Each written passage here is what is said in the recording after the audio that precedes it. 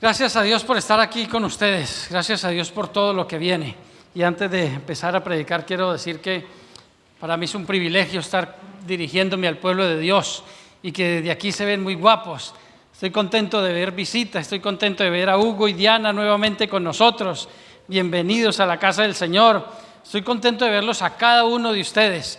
Y estoy contento de ver cómo la iglesia ha crecido en su orden y en las cosas que hacemos. Ya ustedes ven que hay un fotógrafo por ahí tomando fotos y luego nos vemos en la pantalla y estamos tratando de mejorar el sonido con los campeones allá que trabajaron tanto y ahora estamos tratando de encerrarlos allá para protegerlos de toda mala influencia. Bien, vamos a dar la palabra del Señor en esta tarde. Sean bienvenidos todos a la casa del Señor. Venimos de una serie de predicaciones y de estudios muy divertidos. Nos hemos reído, hemos crecido juntos en la palabra. Han sido, repito, experiencias divertidas en la palabra. Pero el Señor ha puesto en mi corazón hoy que también hay que estudiar un poquito. Hay que crecer un poquito. Así que los que tienen boli y libreta, los que están comprometidos con su crecimiento, voy a pedirle que por favor apunte el siguiente texto, que es en el cual vamos a meditar en esta tarde. Apocalipsis capítulo 3. Apocalipsis capítulo 3. Vamos a estar meditando del versículo 14 en adelante. Apúntelo para que en el transcurso de la semana usted pueda meditar en él. Apocalipsis capítulo 3 y meditaremos del versículo 14 en adelante. ¿Lo tenemos? Y escribe el ángel de la iglesia en la Odisea: He aquí el amén, el testigo fiel y verdadero, el principio de la creación de Dios, dice esto. Vamos a ver qué dice. Yo conozco tus obras, que ni eres frío ni caliente.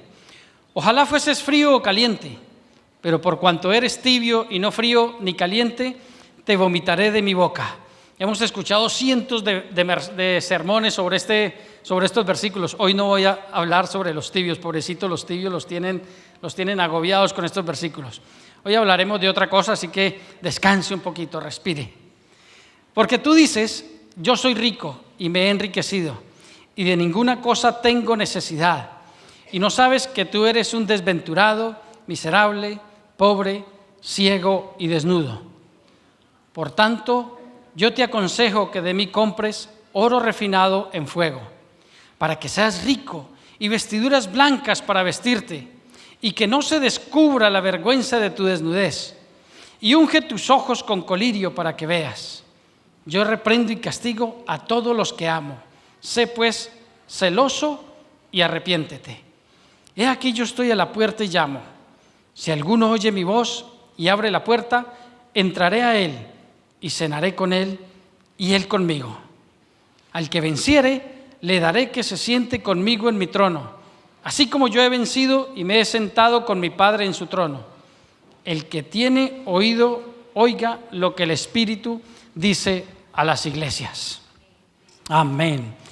Es una grandiosa palabra. Siempre nos hemos enfocado en el versículo 15, 16 y 17, hablando de las personas que no tienen un compromiso con la iglesia, pero hoy no es ese el tema. El tema de hoy es la iglesia del Señor, en dónde está y hacia dónde se dirige. Y vamos a hablar en el día de hoy de la iglesia del Señor. No vamos a hablar de esta congregación ni de ninguna en especial, vamos a hablar del reino de Dios. Ustedes mismos saben que han habido muchos cambios en la iglesia. Desde la época de nuestros abuelos, de nuestros padres, a hoy en día las iglesias no son ni parecidas. Pongamos algunos ejemplos. En las iglesias de nuestros padres siempre nos tratábamos de hermano. Hermano, Dios le bendiga. Hermanita Esperanza, Dios le bendiga. Hermanito Enrique, Dios le bendiga. Siempre era ese trato, es muy diferente al de hoy en día. La palabra hermano hoy en día en las iglesias ya está como mandada a recoger. El Dios te bendiga, inclusive hay ocasiones en que ni siquiera lo pronunciamos en las iglesias.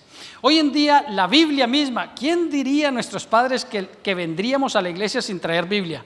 Hoy en día es raro o especial ver a una persona que trae Biblia a la iglesia. Antes se hacían esas vigilias de oración, vigilias que entrábamos a la iglesia a las 8 de la noche y no sabíamos a qué horas íbamos a salir. Nuestras madres llevaban hasta una manta y nos tendían por ahí en un rincón a los niños, y nosotros dormíamos, y ellos, yo no sé cómo dormíamos con tanta alabanza y tanta gritadera que había, pero nada nos despertaba. Cuando amanecíamos, que veíamos el sol que estaba de día, todavía estaba la gente orando y alabando y dando gloria a Dios, y decíamos nosotros de niños, qué pesados. Eso hoy en día ya no se ve.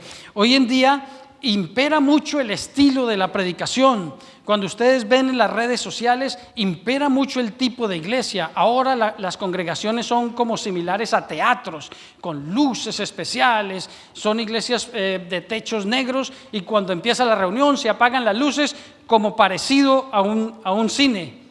Antes los predicadores predicaban 2, 3 horas, 4 horas, y si nos fuéramos a la época antigua, había un hombre de apellido Spurgeon que se podía amanecer predicando y nadie decía nada y todos alababan al nombre del Señor. Ahora para predicar 30 minutos nos ponen una botellita de agua y todo, somos muy mimaditos y muy queridos. Pues queridos, la iglesia ha cambiado, la iglesia sigue cambiando. Ahora ustedes observan mucho en las redes sociales y en los telepredicadores que la doctrina de la prosperidad ha ganado terreno en las iglesias. Ahora los grandes predicadores dicen, tú simplemente ven a la iglesia y Dios te prosperará y Dios te da y tú no necesitas hacer nada. Y las iglesias se llenan buscando la prosperidad de Dios. Todo esto ha cambiado en las iglesias. Por eso la predicación de hoy es dónde estamos y hacia dónde vamos como iglesia, como el reino de Dios. Las comodidades que tenemos hoy en día son las que imperan en el momento de escoger la iglesia a la cual vamos a asistir. Antes la comodidad era lo de menos. Lo que imperaba era que el Espíritu Santo te dijera en cuál iglesia ibas a estar y en cuál iglesia ibas a pertenecer, a desarrollar tu membresía, a desarrollar tus talentos y lo que el Señor había puesto en ti. Ahora son otros parámetros más cómodos. Pues, queridos, para poder saber hacia dónde se dirige la iglesia, necesitamos saber de dónde venimos. Y no hay otra forma de saber de dónde venimos que recurrir a la historia. Y la historia la tenemos que ver a través de la menorá. Voy a dar un repaso porque esto ya lo vimos y no voy a estar mucho tiempo en esta diapositiva. Bien, con esto quiero probar que la iglesia ha cambiado mucho. Ustedes pueden ver en el mensaje a las 7 iglesias, por eso la menorá tiene 7 brazos, y pueden ver cómo el estudio de la menorá, del candelabro que Dios hizo forjar a Moisés allá en el Éxodo, tiene el significado de los 7 días de la creación, de la semana, las 7 iglesias y varias septenas, que era como los judíos contaban anteriormente. Pues, cuando usted estudia la menorá, usted va a encontrar la relación asimétrica de ella. El primer brazo se comunicará con el último, el segundo con el penúltimo y así sucesivamente. Por ejemplo, cuando usted quiere estudiar la iglesia de Esmirna, usted se da cuenta que esa iglesia coincide con la iglesia de Filadelfia. Ahora el PowerPoint no funciona. La iglesia de Filadelfia, ahí estamos. Bien, cuando estudiamos la iglesia de Esmirna sabe que coincide con la de Filadelfia. ¿Por qué? Porque la iglesia de Esmirna es la iglesia que no tiene reprensión. Es decir, si usted está estudiando las 7 iglesias, cuando llegue la segunda, usted intuye que en la penúltima no va a haber reprensión. La segunda y la penúltima no hay reprensión para ellas. Y lo mismo sucede con la primera y la última. La iglesia de Éfeso coincide con la iglesia de la Odisea. La iglesia de Éfeso fue esa primera iglesia, esa iglesia cuando leímos allá en el libro de los Hechos, la llegada del Espíritu Santo, el tiempo de Pentecostés y esa luna de miel donde dice que todas las cosas las tenían en común y nadie tenía necesidad. Todos decían no tener nada suyo propio, sino que todo era en común. Es la iglesia de la luna de miel. Pero ¿qué pasa? Y dices la palabra que has probado a los que dicen ser apóstoles y no lo son. En esa iglesia se menciona la doctrina apostólica. Pues en la iglesia de la Odisea, en la última, es un tema que las iglesias hoy en día están luchando por organizar. El apóstol John Pollis, que tiene un libro bastante fantástico, El constructor experto, habla que en estos momentos, en este tiempo de la historia, fue cuando la doctrina apostólica ha vuelto a ser establecida por Dios en las iglesias. Es una doctrina que se había perdido y en los últimos tiempos la estamos recuperando. Somos inmensamente beneficiados de tener una iglesia con un apóstol. Pues queridos, todo esto es para decirles que la iglesia ha cambiado. Ustedes pueden ver ahí las diferentes etapas de la iglesia, lo que ha sucedido. Pueden ver cómo la iglesia ha cambiado. No es ni la sombra de las iglesias mezcladas, la iglesia confrontada, ni la iglesia reformada. Bien, ¿qué quiero decir con todo esto?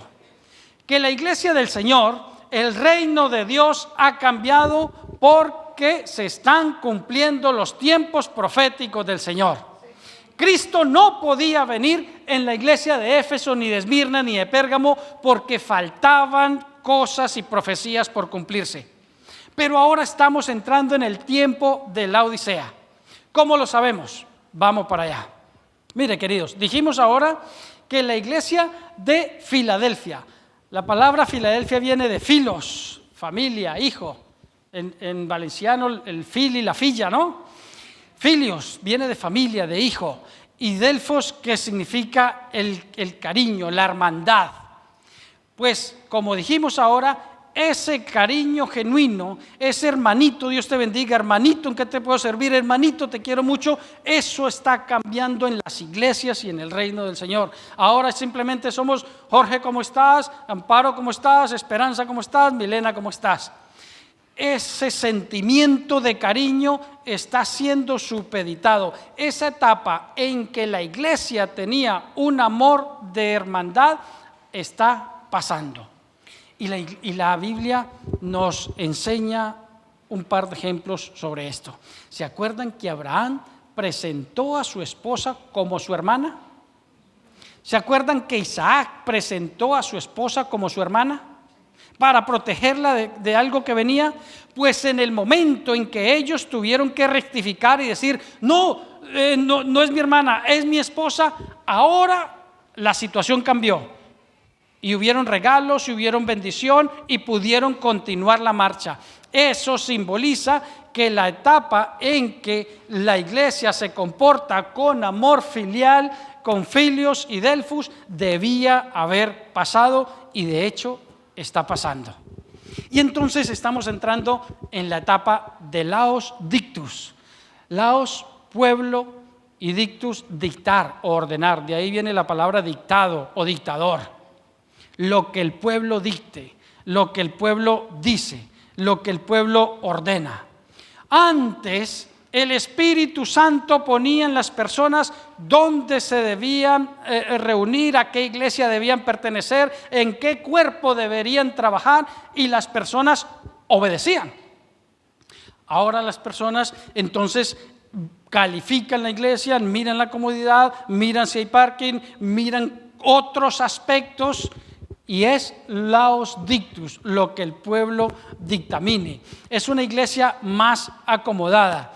Es una iglesia que necesita ser muy organizada. Es una iglesia que la unción está supeditada a unos pocos muy fieles. Las grandes multitudes de las iglesias se limitan simplemente a ir por preceptos personales. Laos dictus es la iglesia que está por cumplirse.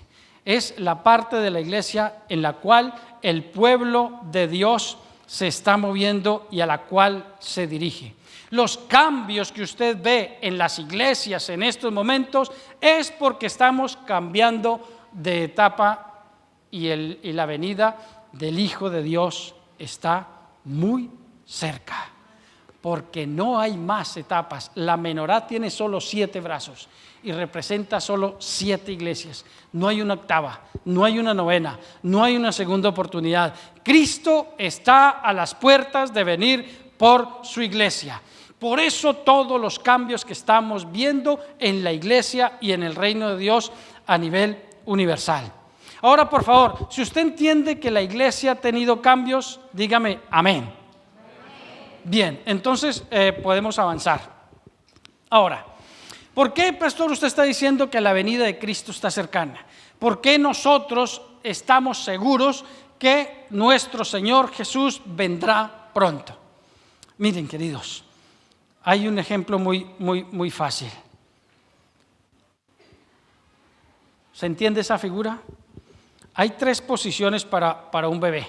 La primera es la posición podálica, que es la parte como el bebé se empieza a formar, con su cabeza hacia arriba.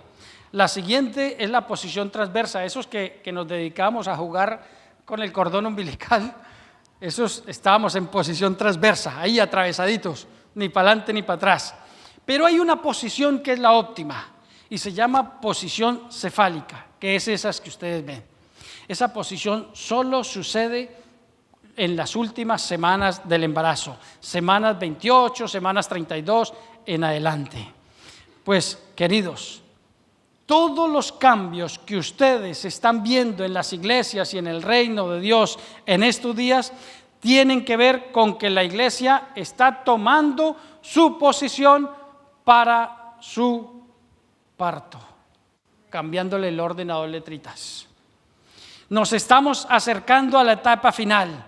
Ahora las promesas se están cumpliendo. Ahora Cristo Jesús está a las puertas de venir, porque todo lo que Él dijo y todo lo que Él ordenó en su palabra, todo lo que Él describió como las etapas finales, se están cumpliendo. En la política, en la salud. Déjenme ponerle un ejemplito muy cortito.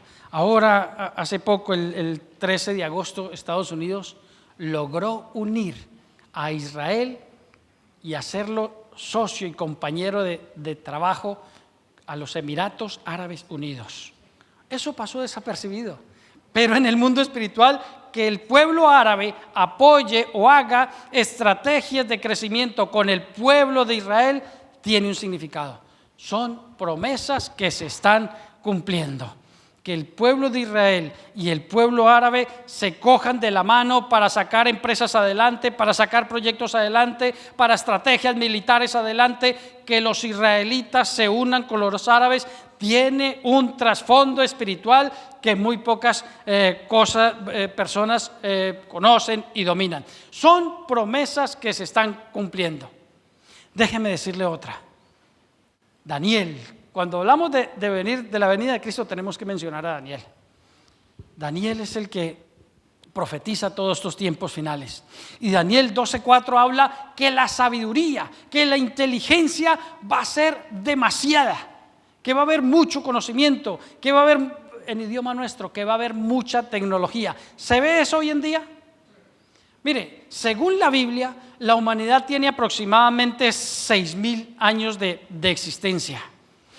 En esos 5.900 años la humanidad no logró lo que ha logrado en estos últimos 100. Lo que ha logrado en este siglo. Y ayúdeme a pensar qué se ha logrado en este siglo. En este siglo se descubrió la bomba atómica, en este siglo en 1903 se hizo el primer vuelo, el primer avioncito de los hermanos aquellos. En este primer siglo se creó el primer submarino nuclear. En este siglo se inventó la telefonía móvil, se inventó el internet, fotocopiadoras láser, fotocopiadoras en 3D, el fax. Todo lo que ustedes ven que estamos disfrutando en este momento, las bombillas LED, las cámaras de vídeo, todo se inventó en este siglo. ¿Qué dijo Daniel? En los postreros tiempos, en los tiempos finales, la sabiduría se incrementará. Ahora, queridos, si todas estas promesas se están cumpliendo, si el Señor está que viene por su iglesia, si el tiempo está cercano, si la carta a la iglesia de la Odisea es la que describe el reino de Dios en estos momentos, entonces, ¿cuál debe ser la posición de la iglesia ahora que el Señor está cerca? ¿Cuál debe ser la posición de los hijos de Dios ahora que el Señor está por venir por su iglesia? ¿Cuál debe ser esa actitud de los hijos de Dios frente al reto que le espera para poder irse de la mano con su Señor y Salvador? Para no haber perdido todo el sacrificio que se ha hecho, sino que podamos vivir en gloria y en victoria. Yo voy a darle 3 puntos clave para que la iglesia pueda enfrentar con bendición el reto de irse con nuestro Señor. Una iglesia posicionada correctamente para su nacimiento es una iglesia consciente de su importancia, consciente de su misión y consciente de su futuro. Una iglesia posicionada es la que es consciente de su importancia, consciente de su misión y consciente de su futuro glorioso. ¿Por qué? Consciente de su importancia es esta iglesia que sabe el plan y la misión que tiene aquí en la tierra y la importancia, porque de la iglesia depende cuántos nos vamos con el Señor. Porque la palabra del Señor para el mundo desciende a través de ¿quién? De la iglesia. Que la gente se salve o no se salve y que vengan a los pies del Señor, ¿de quién depende? De que la iglesia hable del Señor, de que la iglesia hable del amor de Cristo, de que la iglesia muestre con su vida la luz a los hombres. Es una iglesia que es consciente de su importancia. Ahora, consciente de su misión. Es la iglesia que sabe hacia dónde va. Es una iglesia que no está distraída. Es una iglesia que está mirando y tiene su vista puesta siempre en lo que le espera. Por tanto, no se descuida, no se entretiene. No, es una iglesia que no está pensando en tonterías del mundo. Es una iglesia concentrada que avanza firme hacia el encuentro con su esposo, su Señor y Salvador, Cristo, nuestro Señor. El tiempo se acerca. Por tanto, la iglesia, el tercer punto es consciente de su futuro glorioso. Cuando es consciente la iglesia del futuro de gloria que le espera, cuando la iglesia es consciente de todo lo que el Señor ofreció para cada uno de sus hijos, cuando la iglesia es consciente de que hay una corona eterna para cada uno de sus hijos, la iglesia marcha al compás de las escrituras del Señor. La iglesia marcha al ritmo, la iglesia está concentrada en lo que debe y no debe hacer, porque le espera un futuro glorioso. ¿Se acuerdan del texto que siempre leemos? Hebreos 12. Nosotros teniendo alrededor nuestro tan grande nube de testigos, despojémonos de todo peso y del pecado. Quítese todo lo que le estorba. Despójese de todo lo que está entorpeciendo su camino, la firmeza de sus pasos, la claridad en sus decisiones. Despójese de todo eso para que pueda caminar con paciencia la carrera que tenemos por delante. La iglesia que es consciente del futuro, de hacia dónde va, tiene sus ojos puestos en Jesús. La iglesia que es consciente del futuro glorioso que le espera, tiene sus ojos puestos en su plan de salvación, trazado por Cristo, pagado con su sangre y sobre todo comprado por el amor de Él. Esa es la iglesia gloriosa, que es consciente de su importancia, consciente de la misión que tiene aquí en la tierra y consciente del futuro que le espera.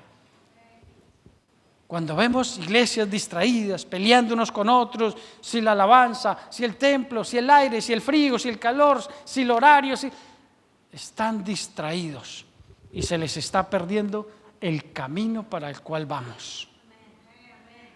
¿Se acuerda que el Señor puso una parábola por ahí y habló un poquito así y dijo, mira, ¿a qué les comparar el reino de Dios? Mira, como a 10 vírgenes que tenían lámparas, pero las 5 eran precavidas y además de las lámparas tenían aceite.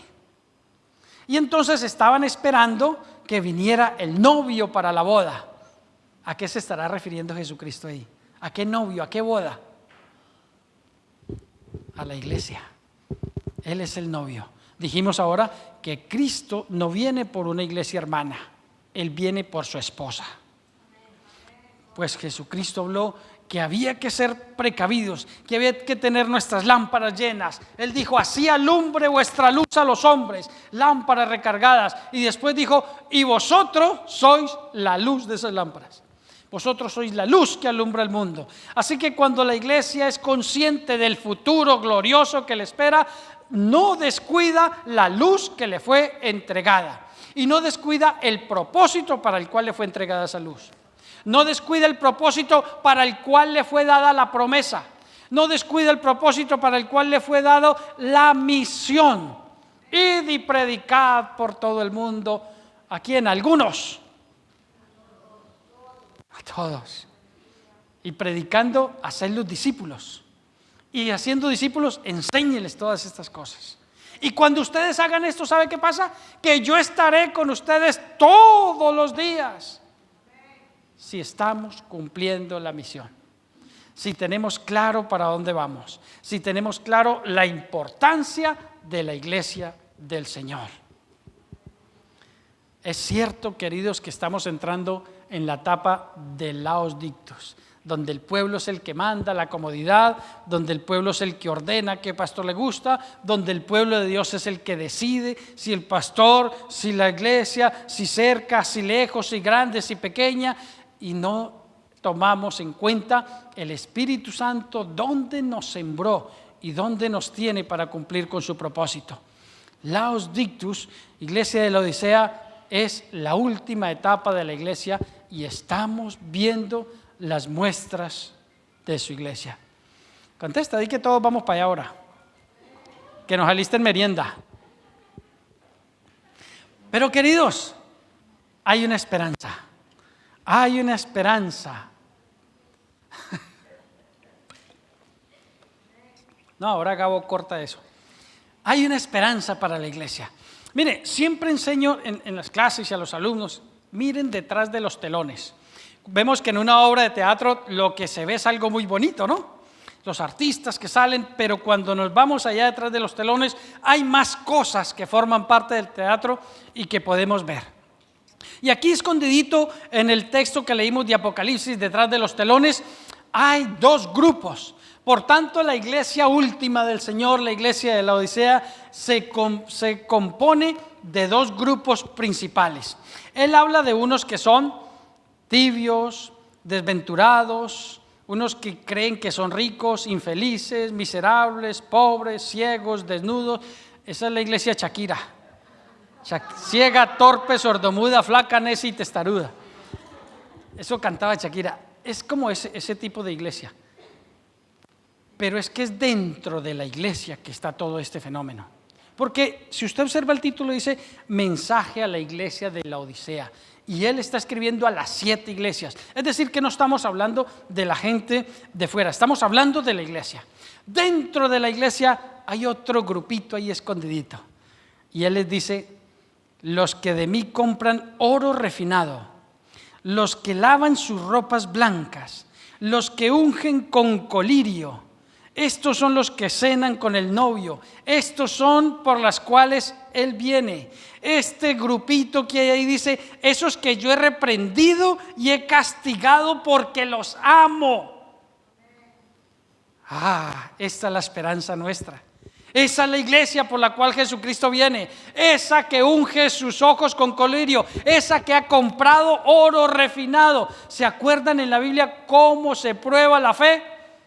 En fuego.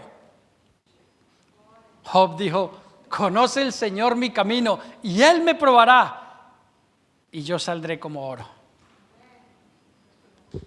Pues, queridos, ¿hay alguien aquí que tenga problemas? ¿Hay alguien aquí que tenga dificultades? Pues saldrás como oro. Pobres de aquellos que no tienen ningún tipo de problema, esos se tienen que empezar a preocupar. Estás siendo probado en tu salud, en tu economía, en tus proyectos, en tu empresa. Saldrás como oro. ¿Y por qué me pasa esto? Vuelvo a repetir, porque yo reprendo a todos los que amo.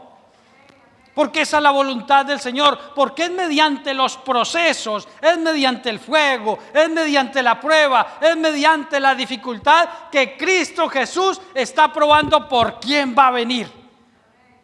Él no va a venir por todo el mundo. Eso sonó feo y duro, pero Él viene por su esposa.